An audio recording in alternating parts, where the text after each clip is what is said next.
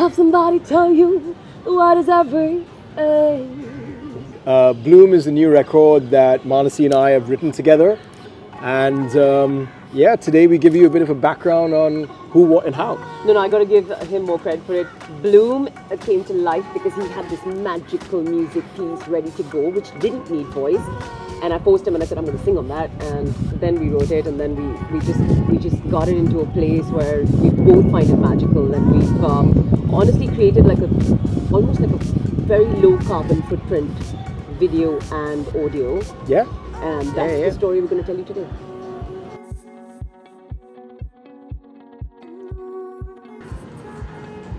Jesus.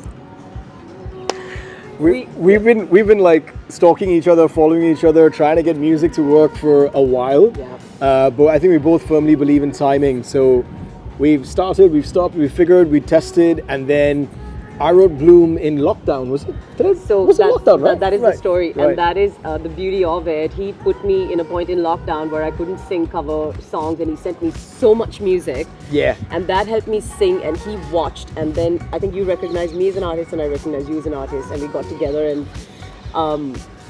it literally came to life because we listened to each other, and we just... So the background is, long story short, during lockdown, Manasi did these insane 1-hour concerts. How many did you do in a row? 180 in 145 days. You were there at the Inca Awards when I got a award. There you go. That's right. Yeah. She did 180 concerts in 140 days or something obscene like that. And during this time, there was issues with licensing and all that kind of stuff. So I gave Manasi a bunch of my music, and I went, go nuts. And actually, it was off the back of that where I saw glimpses, and I mean, her voice is next level, right? And that's what sort of planted the seed for me to go, I need to write something for her.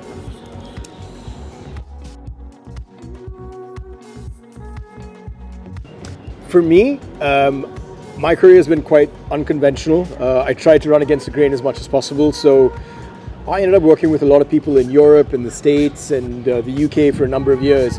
And I've been being drawn to things back home a lot.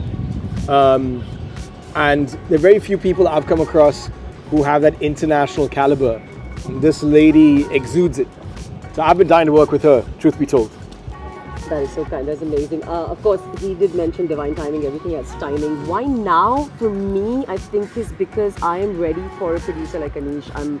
I'm ready to hear constructive criticism, to change, to get better, to get more perfect, to have to be able to listen to someone's experience, 20 years in the business, who's done it his way as well.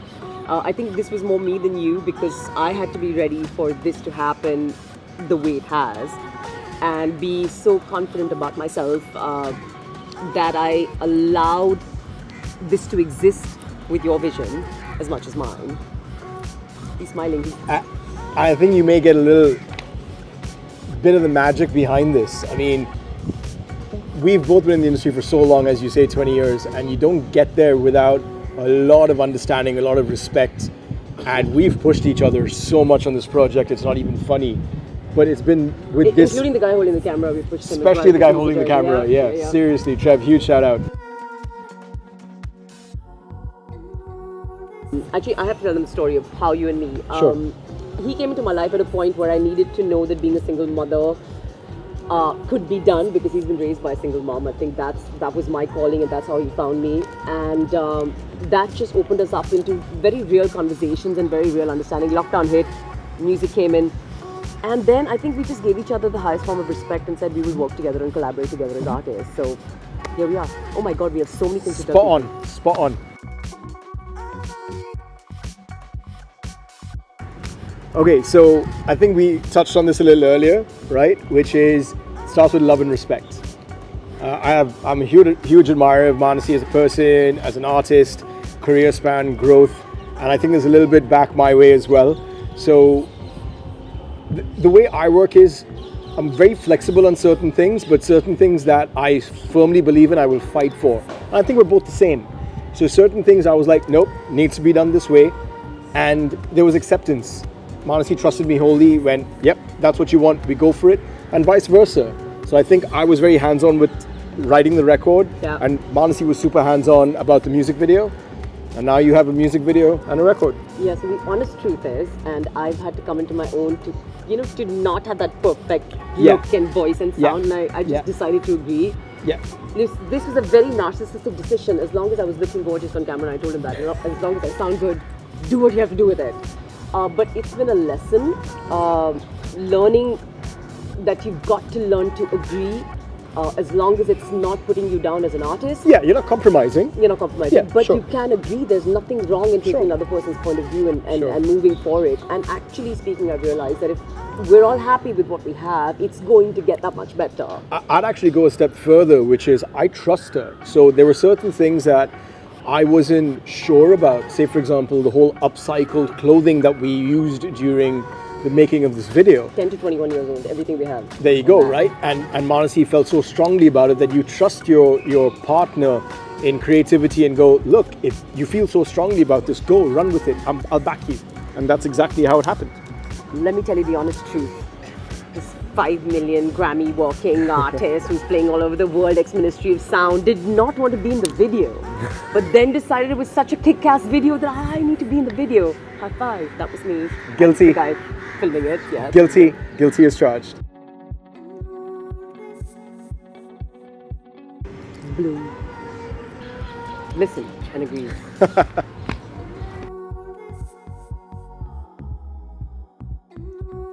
For me, progressive music's at my heart, but I'm much more on the underground space, even with the chill out, down tempo stuff that I've been writing. And Manasi's mainstream, so that pushed me to try and marry both worlds. So I don't think it was super out of my zone, but yeah, a little far left for me.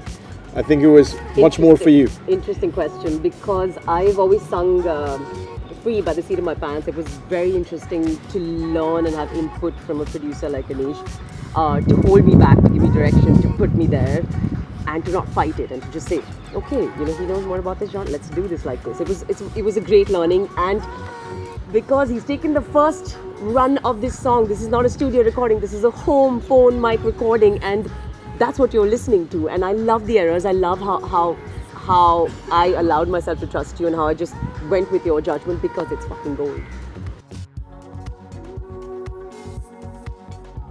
It wasn't supposed to be like that, but I'm grateful that it turned out like my vision came to life, and Anish wanted to be a part of it as well, because there's something beautiful about the video. I think we've broken all rules, all norms, all ways of shooting, all we just did what we felt like doing. Because we were involved in the process right from the get-go, and I didn't do anything, no edit, no nothing without him knowing where I was at, and vice versa for audio when he was producing it. Very true. I think the beauty of it is two artists. We had to be in two separate countries. We had two different visions, two different forms, two different pieces of existence, 20 years, and something about everything that's happened with Bloom was meant to be in that sort of two-way space. Yeah. And it had to be you in a different country, and me in a different country, and look at it. And technology helped for sure, right? Yeah.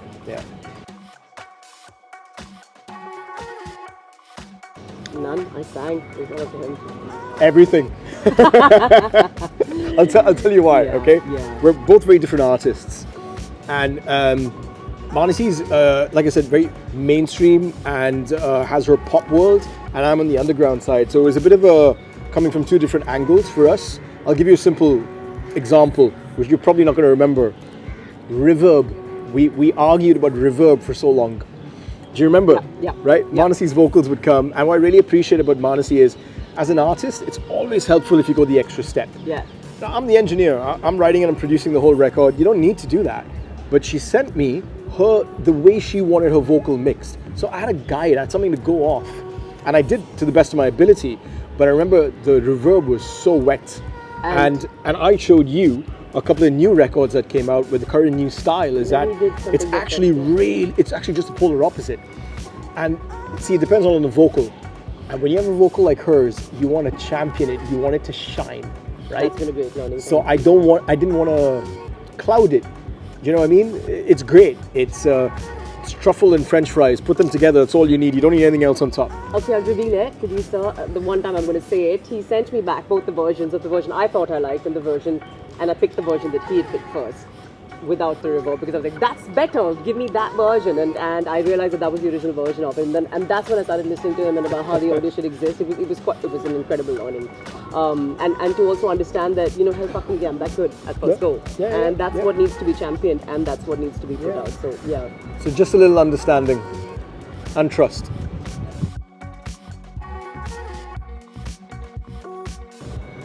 Honestly, for the finished track, none. Because I wrote everything at home in my studio in Goa.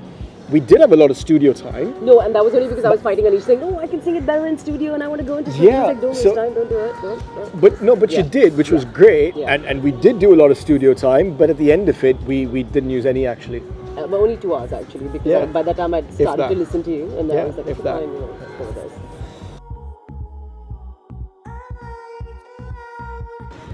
Come to me, I'll just make you an album in 10 minutes flat. Yeah, that's kind of true. The girl's 1,000 miles an hour. If you haven't gathered. If you're stuck, just come to us, and we'll make music, we'll write music.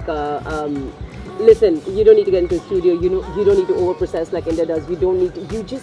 It needs to make magic in your ears, and then you don't need to care about what other people think. Make music, keep singing, keep making it.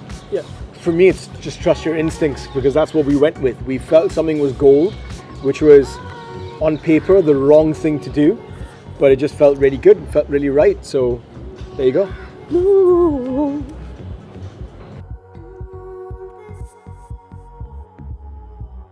Body to body, skin to skin, you are different on me. No more. It's a sexy one. Lots more music coming, because I think we're 2 artists who've now finally decided we are in the space that we want to be heard the way that we want to be heard. So a lot more music, I hope, with the 2 of us. And this time I'm just going to sing. He's going to take care of the rest. No challenges. And what Manasi doesn't know is that there's a new version of Bloom coming. No, I'm genuinely shocked. I didn't know that. That you got my expression. I didn't know that at all. My expression. Yeah. Hey, I'm Manasi Scott. Hey, I'm Anish Gera. That's how you bloom. That's our new record, Bloom, out now, streaming, all stores, the works. Go ahead, check it out. Much love.